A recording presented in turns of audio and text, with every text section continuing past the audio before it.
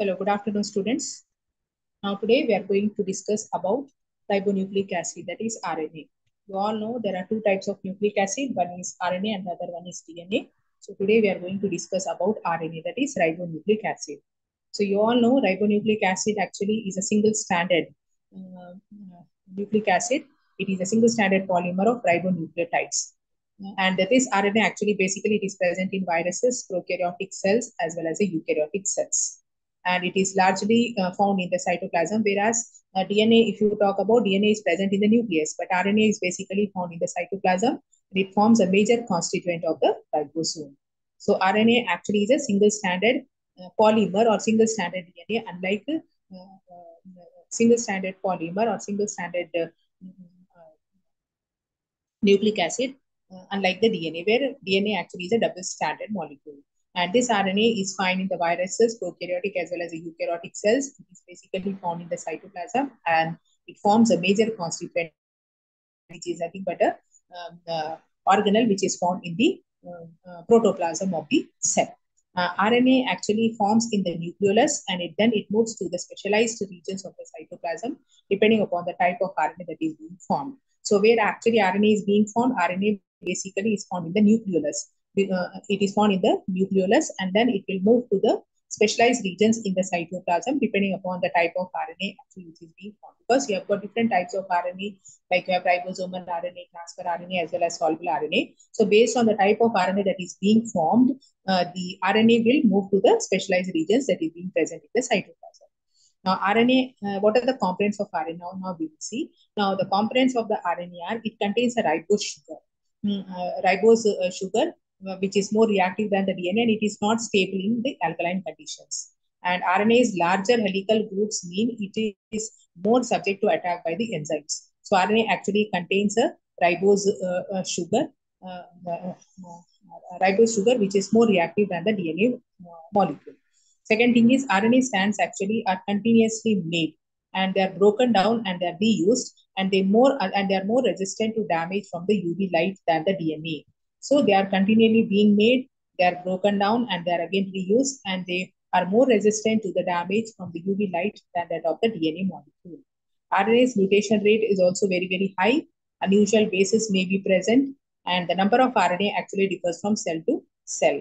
And the rate of renaturation after melting is very, very quick. So it is more versatile than the DNA again, and it is capable of performing numerous diverse tasks in an organism. It is a polymeric molecule essential in various biological roles, in coding, in decoding, in regulation, as well as in the expression of the genes. So that is all about the RNA. So what is RNA? RNA is nothing but basically there are two types of nucleic acids. One is called as a RNA and the other one is called as a DNA. RNA is a ribonucleic acid, and it is a single stranded polymer made up of ribonucleotides. It is basically found in viruses, prokaryotes as well as eukaryotic cells, and basically it is largely found in the cytoplasm. It forms in the nucleolus and then it will move to the specialized regions which is present in the cytoplasm depending upon the type of RNA that is being formed.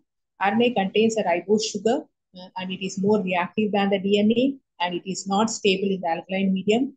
And the RNA's larger helical groups means it is more easily subject to the attack by enzymes. RNA strands actually are continuously being made, they are broken down and they are reused and they are more resistant to damage from UV light than that of the DNA. And the maturation rate of the RNA is also very high when compared to that of the DNA. And the rate of renaturation after melting is very, very quick. And the number of RNA also differs from cell to cell. And it is more versatile than the DNA and is capable of performing various tasks, numerous diverse tasks in an organism. And it is a polymeric molecule essential in various biological roles such as coding, decoding, regulation, as well as the expression of the genes. Now we'll see what is the chemical composition of the RNA. Now, chemically, if you look at RNA, it is made up of a ribose sugar, as already I have told you. It is made up of a ribose sugar. Apart from the ribose sugar, it consists of phosphate and also the nitrogen bases. Now, the nitrogenous bases that are present are adenine, guanine, cytosine, as well as the uracil. So, these are the four adenine, guanine, cytosine, as well as the uracil. That is, two pyrimidines and two purines are being present. So pyrimidines are adenine and guanine, and here you have cytosine as well as the uracil. so the pyrimidines. Whereas actually in DNA you don't find the uracil, but in the what do you say RNA you find the uracil. So we can say that RNA is made up of ribose sugar, phosphate, as well as a nitrogenous bases. These nitrogenous bases are of two types, that is purines and pyrimidines. The purines are adenine and guanine, adenine and as well as the guanine, whereas the pyrimidines are the thymine and the cytosine. But thymine and the cytosine, but that thymine actually is present in the DNA. That thymine actually is being replaced by uracil in case of RNA. That is a difference we need to know. And also there the what is that? The sugar that is being present, both are pentose sugar, of course, but there we find a deoxyribose sugar. But in case of the RNA, we find a ribose sugar. So these are the differences between RNA and DNA with respect to the chemical composition. Here I told you, cytosine and uracil. In RNA, thymine is absent, but thymine is absent. Instead, you have got what? You have got a uracil. So that is what you have. So here, see, this is the RNA. So it is made up of a single stranded a single stranded, it is single strand or it is made up of a single strand. These are nothing but the nitrogenous bases, like you have adenine, guanine, cytosine, as well as the uracil. Now, if you look at the RNA, how it is being formed, you all know. Now, actually, here you have the protein goes out of these ribosomes. Okay, so these are the different codons like AUG, GA, AGA, CU. All these are nothing but the codons. So this is a simple, we can say the structure of the ribonucleic acid, that is RNA. Now, see, these are nothing but the different sugars that are being present. Now, this is a deoxyribose which is present in DNA. This is a ribose sugar which is present in RNA, and this is the thymine which is present in the DNA molecule, and uracil which is present in the RNA. So this is the difference actually, basically. So that is what they have given. So you all know actually in the DNA you have got the deoxyribose, whereas in case of RNA you have got the ribose sugar, and these are the two what do you say, the nitrogenous bases which makes a difference. In the DNA you find thymine, whereas in RNA you find the uracil. Now, ribonucleotides contain the pentose sugar, that is a ribose instead of deoxyribose that is found in the ribonucleotides. RNA contains a pyrimidine uracil in place of thymine that is found in the DNA. So this is the difference. Okay. Now we'll see what do we mean by nucleosides, what do we mean by nucleotides, because we are calling RNA as a single stranded nucleotide. So how actually this nucleotide is being formed? What do you mean by nucleosides, and what do you mean by nucleotide, and what do you mean by polynucleotides? So before we start, we should know first about the chemical composition. So as already we have seen that it contains a ribose sugar. Then next is the nitrogenous bases. What are those nitrogenous bases? Purines and pyrimidines. That is in purines, we have got adenine and guanine. Then in case of pyrimidines, you have got what? The in DNA you have got the thymine as well as cytosine, whereas here in RNA instead of thymine you have got the uracil. That is a difference. Now we'll see what is a nucleoside.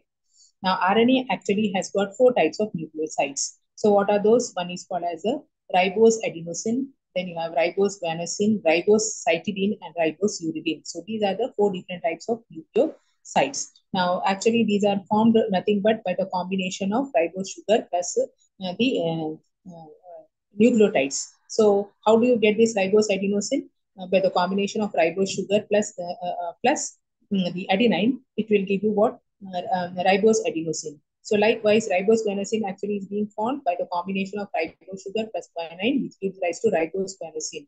And so when you talk about the cytidine, so the combination of ribose sugar plus cytosine, actually it is not zine. So cytosine, it will give you what? The ribose cytidine. And the last one, that is the ribose, that is a combination of the ribose sugar plus the uracil will give you ribose uridine. So that is how these four nucleosides actually are being seen in case of the RNA. And you all know these nucleosides are formed by the combination of the ribose sugar with that of the different what is say the bases, nitrogenous bases. So both two types of nitrogenous bases I told you, that is a purine as well as the pyrimidine. Purine nitrogenous adenine and guanine, whereas cytosine and uracil are nothing but the pyrimidine. So that is how you get these four types of nucleosides. Now coming to the nucleotides of RNA, the nucleotides of RNA actually are called as ribonucleotides.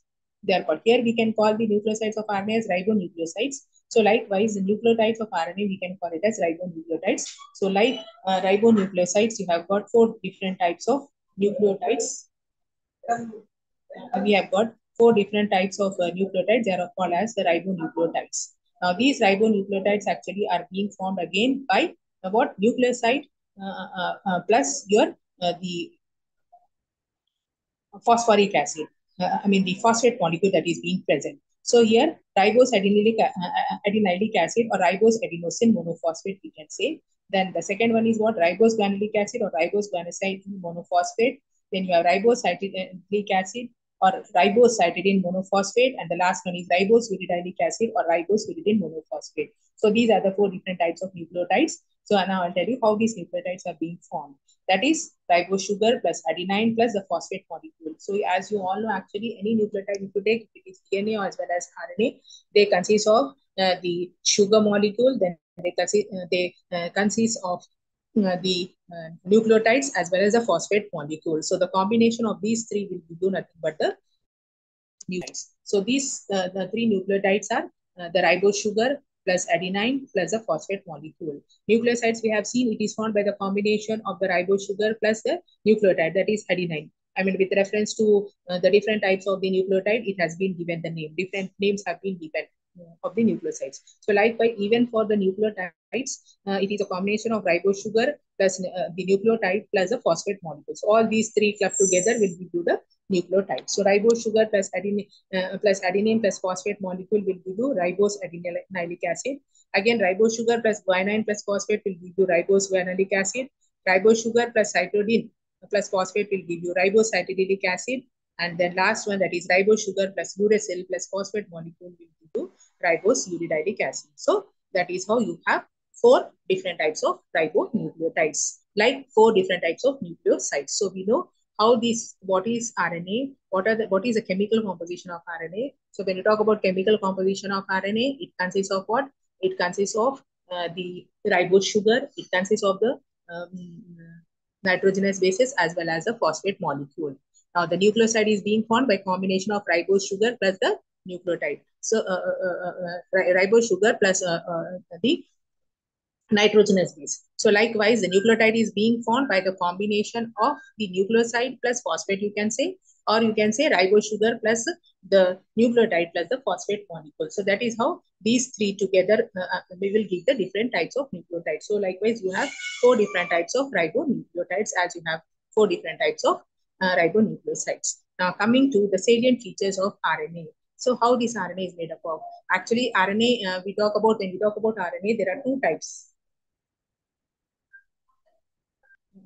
We have two different types of RNA. One is called as genetic RNA and the other one is called as non-genetic RNA. Now, genetic RNA and non-genetic RNA means now the RNA that carries the genetic information or the hereditary characters, you can say, from one generation to the another generation, you call it as a genetic RNA. For example, RNA in TMV, that is tobacco mosaic virus, or you can say HIV or influenza virus, polio virus, etc. So such type of RNA, you call it as a genetic RNA. So any RNA you can say that carries a genetic information or that carries hereditary character from one generation to another generation, you can call it as a genetic RNA. So examples are the TMV RNA, you can say that is tobacco mosaic virus RNA, HIV RNA, influenza RNA, then you have polio virus RNA, like these different types. Now coming to non-genetic RNA, it is an RNA that does not carry the genetic character. So it does not help actually in carrying the genetic information or hereditary character from one generation to another generation. Instead, it helps in protein synthesis. So such a type of RNA, you call it as the non-genetic RNA. Now, based on the structure as well as the function, these genetic RNA actually have been classified into three different types. So they are messenger RNA, ribosomal RNA, as well as a transfer RNA. So there are three different types of RNA molecules. What are those? One is called as a messenger RNA, then you have ribosomal RNA, then you have got the transfer RNA. So now, basically speaking, RNA is of two types. One is called as a genetic RNA and the other one we call it as a non-genetic RNA. Now, genetic RNA actually is the RNA that carries the genetic information or hereditary character from one generation to another generation. Such a type of RNA, you can call it a genetic RNA. Non-genetic RNA is a nothing but it is an RNA that does not carry the genetic character, but rather helps in protein synthesis. And based on the structure and function, these genetic RNA have been classified into three different types. That is messenger RNA, ribosomal RNA, and transfer RNA.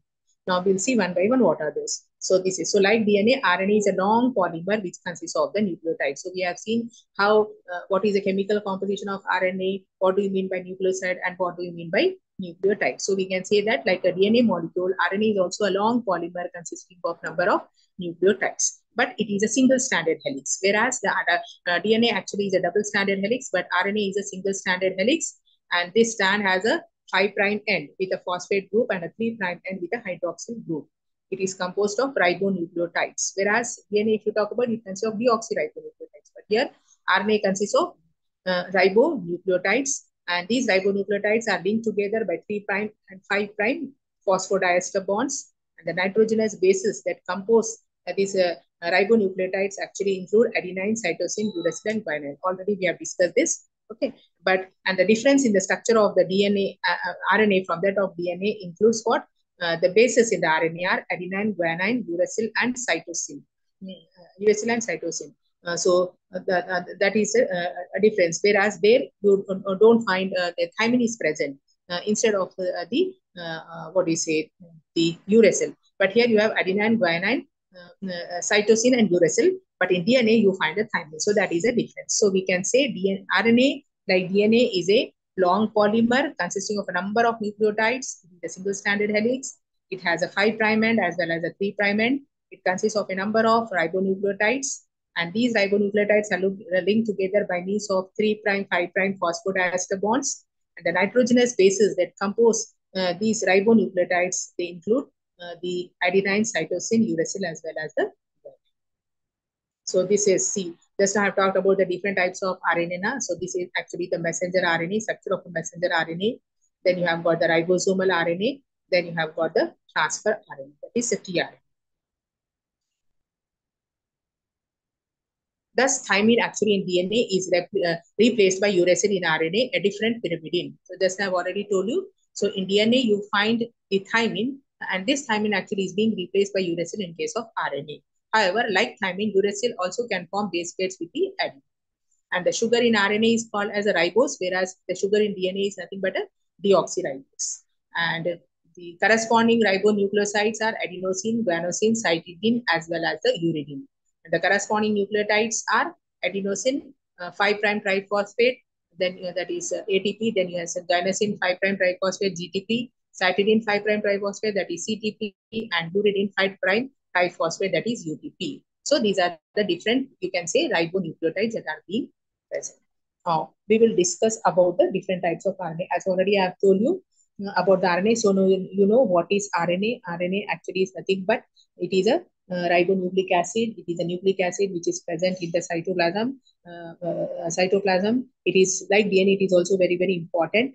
And it is actually basically present in the cytoplasm, but not in the nucleus. Whereas DNA is actually present in the nucleus, but RNA is present in the cytoplasm. But actually, it is being formed. It originates or it is being formed in the nucleolus, and from the nucleolus, it will migrate to the cytoplasm, depending upon the type, and it will go and join the different organelle based on the type of RNA that is being formed. So that is how the RNA. So it is a single-stranded, what do you say, helix. And then you can say, then it has got ribose sugar. It has got purine as well as the pyrimidine nitrogenous bases, and also it has got the phosphate or the phosphoric acid. So like that, based on this, the combination of all these three will form nothing but the nucleosides as well as the nucleotides. So you have 4 nucleosides, ribonucleosides, and these 4 ribonucleosides, so in correspondence with that, you also have got 4 ribonucleotides, and how they are being formed already have told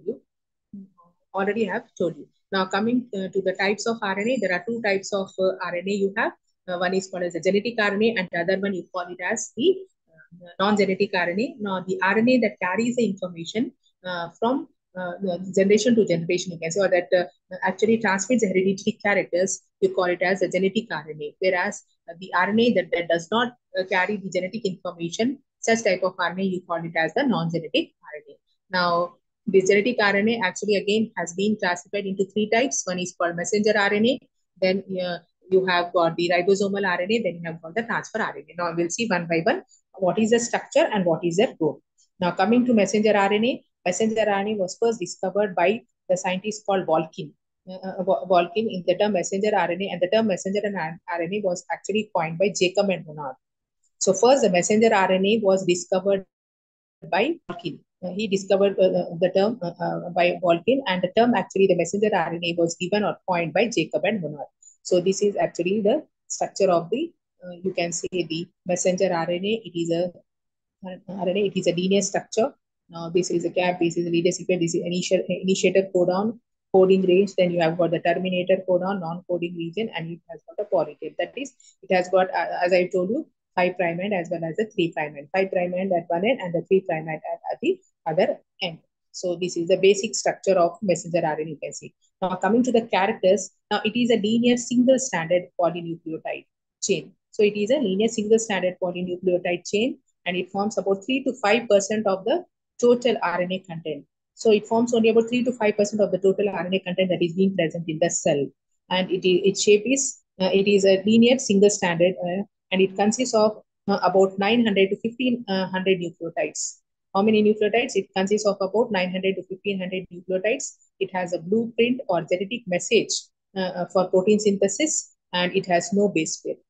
So this messenger RNA, so it consists of how many? 900 to 1500 nucleotides. It has a blueprint or genetic message for protein synthesis. That means it gives a message to carry on the protein synthesis. That is why it is called as a messenger RNA. It transfers the message, it transfers the signals. So that is the reason why it has been called as nothing but the messenger RNA. Now, eukaryotic messenger RNA, if you see, it has a cap structure at a 5' end, which is a 7-methyl guanosine nucleotide, and cap is absent in case of prokaryotic RNA. So that is a difference. Now coming to the structure, already we have seen here, messenger RNA is a linear molecule consisting of about 900 to 1500 ribonucleotides.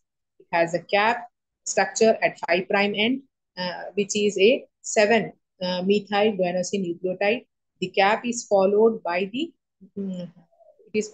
non-coding region called as the leader sequence. Called as a leader sequence. Then this leader sequence is followed by a coding and initiator codon, that is AUG. This is again followed by coding or sensible region. Then the triplet codons present in this region actually code for the amino acids, and the coding region again is followed by the terminator codons like UAE, UAG, and UGA. And the coding region again, lastly, it is being followed by the non-coding region, which is again followed by the poly A chain. So this is actually the simple basic structure of a messenger RNA. See, if you see here, see it is a linear molecule consisting of 5' end as well as a 3' end. Now starting from 5' end, it has a structure called as a cap.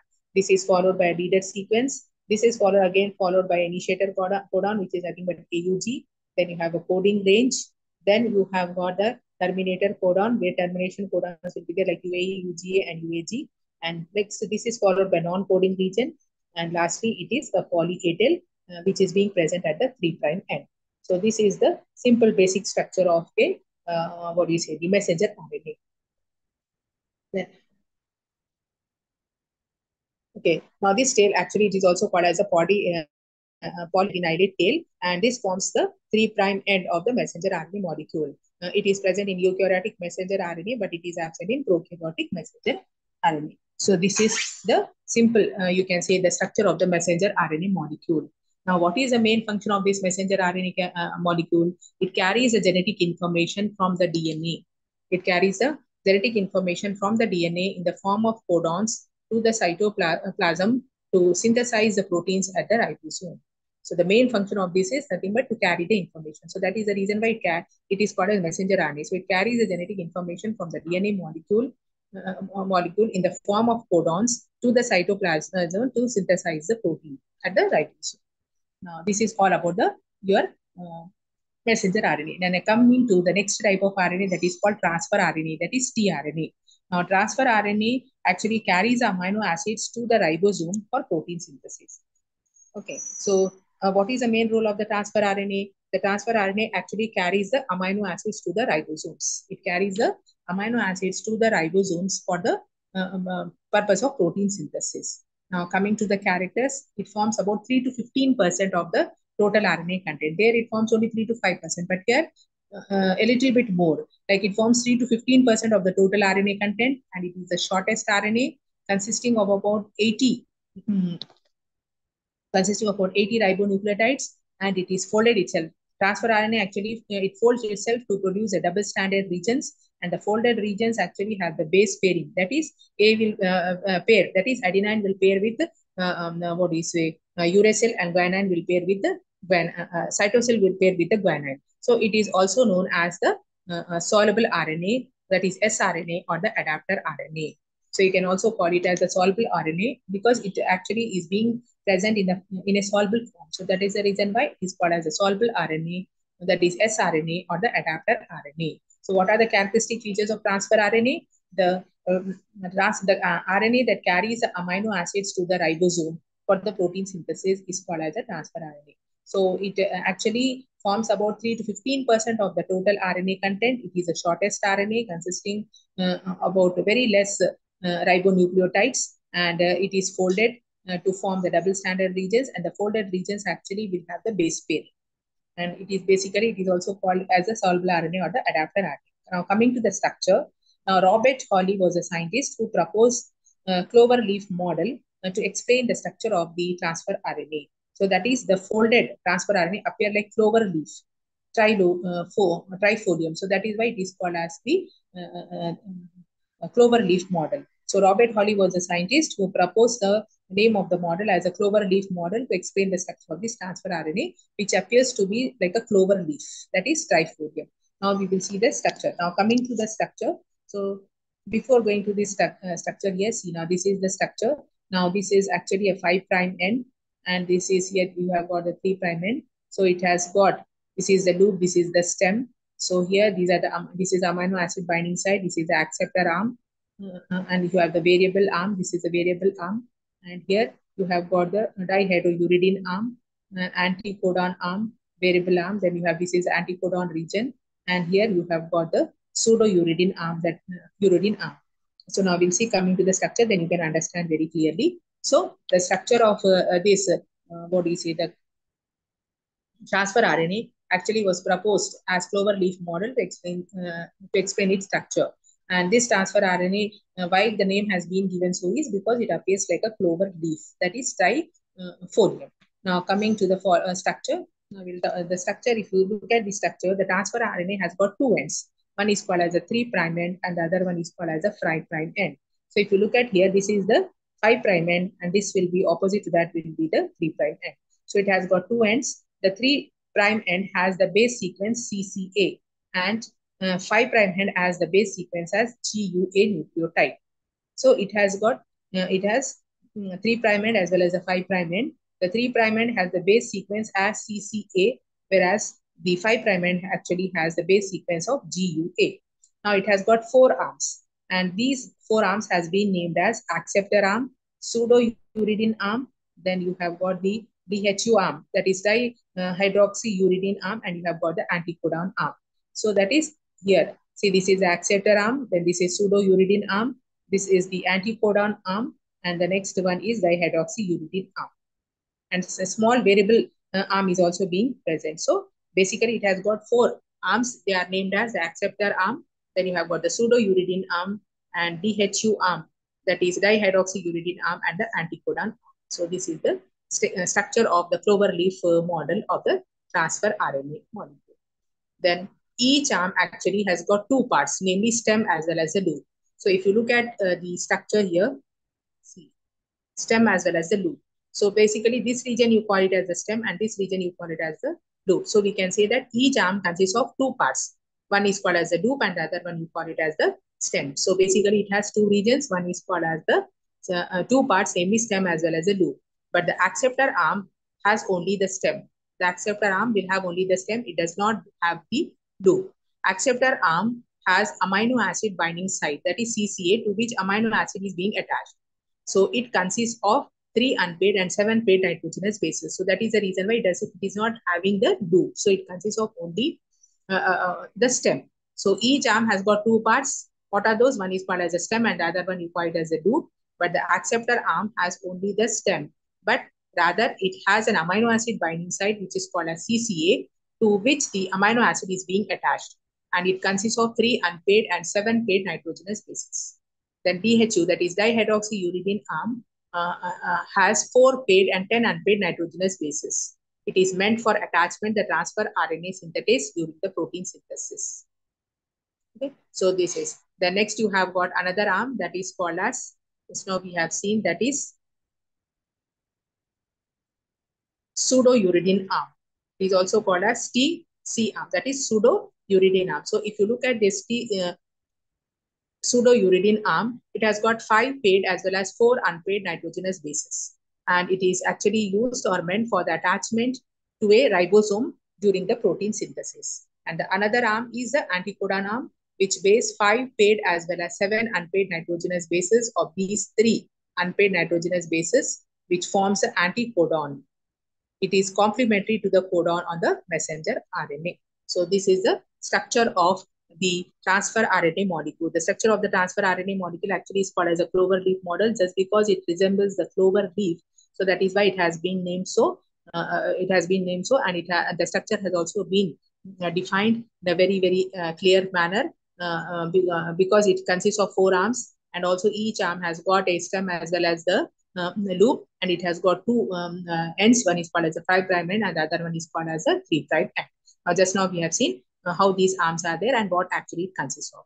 Now coming to the function of the transfer RNA. Transfer RNA transfers the amino acids to the ribosome.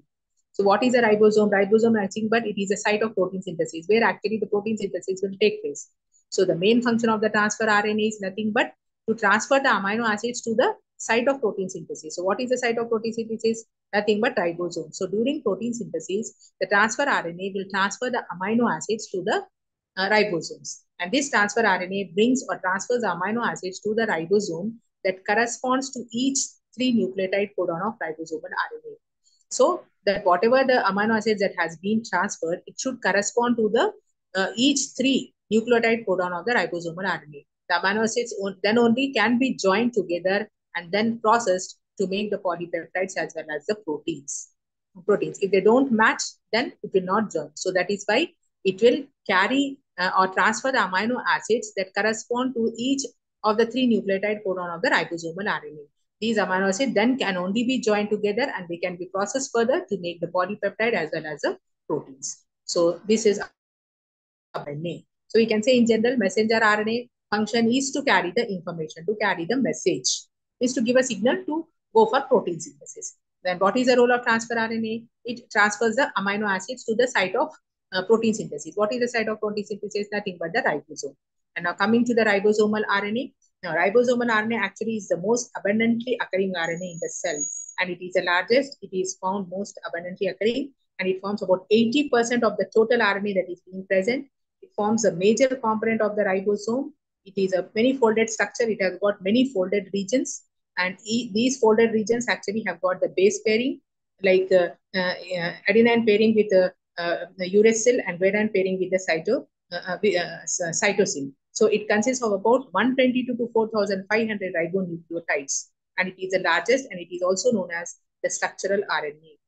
It is also known as, so ribosomal RNA, we can also call it as the structural RNA. It is the most largest RNA, and it is it accounts for about 80% of the RNA that is being present. The other two types of RNA, they are very less, as we have seen. First, messenger RNA, it forms only 3 to 5%. Then when we talked about the transfer RNA, it forms about 3 to 10%. But the ribosomal RNA actually occupies the largest portion, contributing about 80% of the total RNA content being present. And it forms a major component of the ribosomes, and it is heavily folded. And these folded regions actually have got the base pairing, and it is also called as a structural RNA. Now we will see. Now it is an RNA form. So this RNA actually forms the structural component of the ribosome. So we can say ribosomal RNA forms the structural component of the ribosome. And the ribosome, consists of 2 major components. They are called as the small ribosomal subunits, which read the RNA, and the larger subunits which join the amino acids to form a polypeptide chain. So we can say ribosomal RNA forms the structural component of the ribosome, And these ribosomes actually consist of two major components. One is called as a smaller ribosomal subunit, and the other one is called as a larger subunit. Smaller subunit actually will read the RNA, whereas larger subunit will join the amino acids to form the polypeptide chain. And each subunit actually consists of one or more ribosomal RNA. It consists of one or more ribosomal RNA molecules and a variety of ribosomal proteins. It consists of one or more ribosomal RNA and a variety of a number of, we can say, ribosomal proteins. And different ribosomal RNAs present in the ribosome include small ribosomal RNAs and large ribosomal RNAs, which denote their presence in the small and large subunits of the ribosome. Then ribosomal RNAs, what is their main role? It will combine with the proteins in the cytoplasm to form the ribosomes. So these ribosomal RNA, what it will do? It will combine with the proteins which are present in the cytoplasm and form the ribosomes, which act as a site of protein synthesis, which has enzymes needed for the purpose. And these complex structures that are being formed, they travel along the messenger RNA molecule during translation and facilitate the assembly of amino acid to form a polypeptide chain. Thus, they bind to the transfer RNAs and other molecules that are helpful or crucial for the protein synthesis. So this is all about, we can say, the structure of the ribosomal RNA. So ribosomal RNA plays a very, very important role, very major role.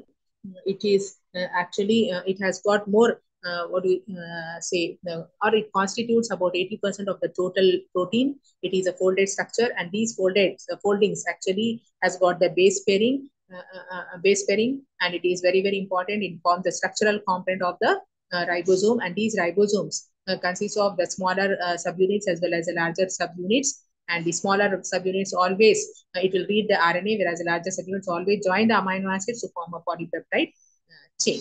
So like this, you can talk about. Now coming to functions. Now what is a major role or what is a major function of this, what do you say, the ribosomal RNA? So it helps to form the structure of the ribosome and helps to bind the messenger RNA and the transfer RNA to ribosome, and ribosomal RNA directs the translation of the messenger RNA into proteins. So this is, so the ribosomal RNA function is very much, because first of all, it forms the structure of the ribosome, or it helps to form the structure of the ribosome.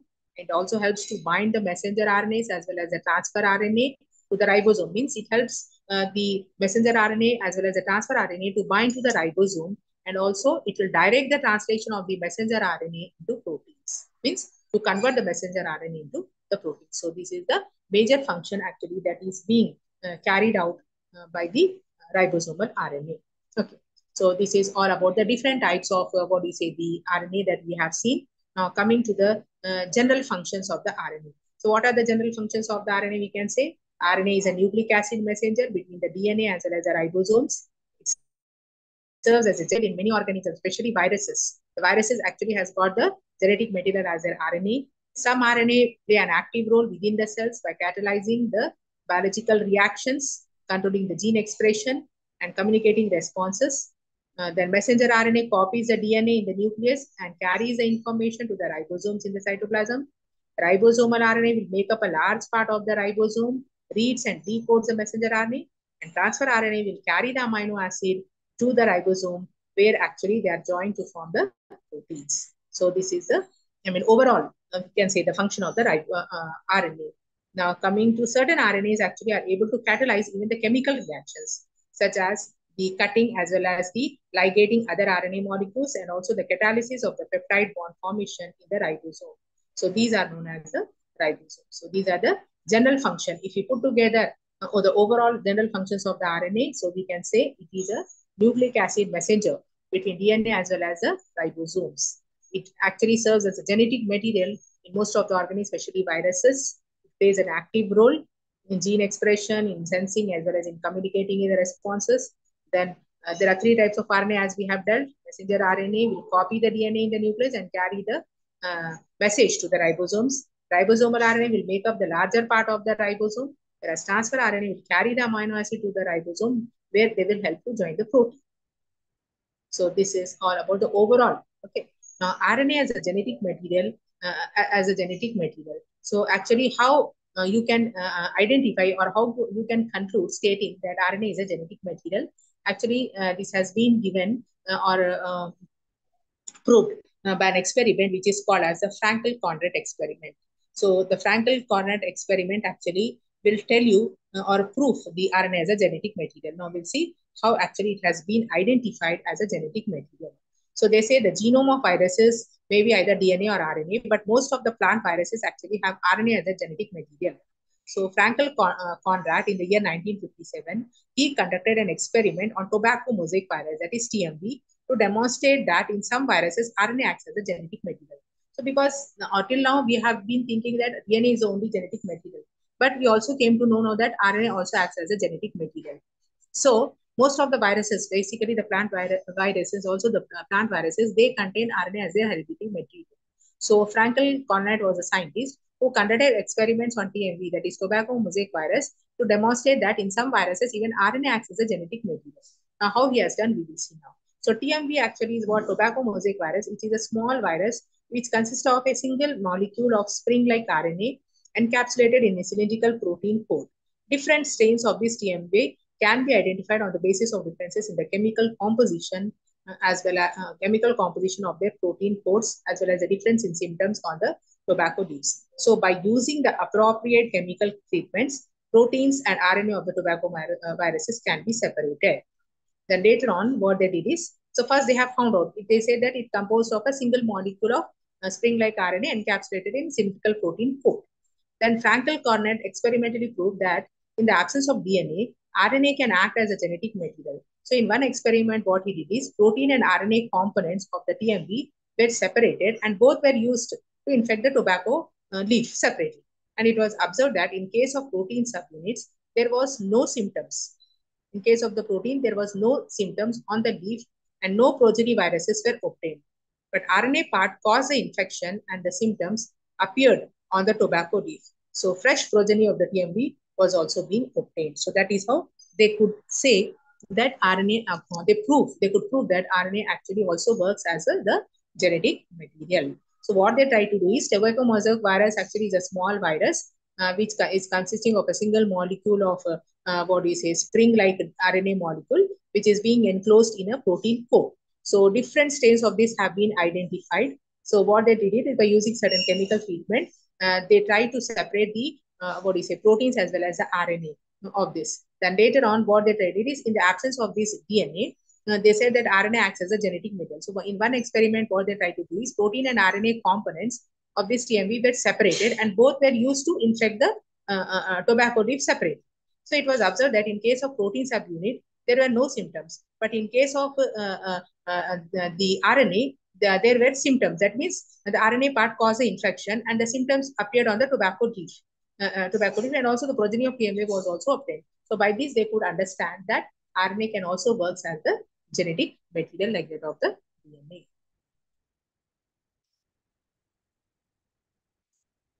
Okay. So in another experiment, two strains of tobacco mosaic virus, that is type A and type B, showing different symptoms. That is one causing the spots in the random pattern and the other one in a definite ring form were also taken.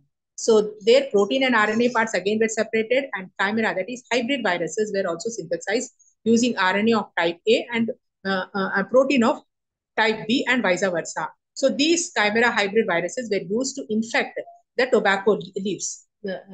Tobacco leaves. So it was observed that the symptoms on the leaf always belong to the virus strain from which RNA was taken. Fresh progeny also belong to the same strain. So when the hybrid or reconstituted viruses were dumped into live tobacco leaves, the progeny viruses produced were always found to be phenotypically and genotypically identical to the parent type from where the RNA actually has been isolated. So these experiments prove that genetic information of the TMB is stored in the RNA but not in the protein. So that is how they could find out. So one experiment we have now where they have tried to separate the protein and try to separate the RNA and they could observe that and they try to, by giving the chemical treatment to these tobacco leaves, they could find out that the tobacco leaves which was treated with the what do you say, the RNA was infected, whereas with the protein it was not infected. In another experiment, what they did is they have taken two strains called as type A and type B, showing different symptoms, and there also protein and RNA parts actually were being separated, and the chimera, that is hybrid viruses, also were being synthesized using the RNA of type A and the protein of type B and vice versa. And these chimeric hybrid viruses again were used to infect the tobacco mosaic virus to observe the symptoms. So fresh progeny also belong to the same strain. So when the hybrid viruses were rubbed into live tobacco leaves, the progeny viruses always found to be phenotypically and genotypically identical, but identical from where the RNA had been isolated. And therefore, they said that these experiments prove that the genetic information, or you can say the genetic information related of this TMB, actually is basically stored in that RNA, but not in the protein molecule. So by these two experiments, they could prove that RNA is also is one of the genetic material like that of the DNA. So we can say basically, if you see most of the prokaryotes or eukaryotes, DNA is a genetic material, whereas in some viruses as well as in some plants, RNA actually is the most of the plants RNA is a genetic material. So like the DNA, RNA also works as a genetic material. So with this now, today we will finish the class. Tomorrow again we'll start with the fresh.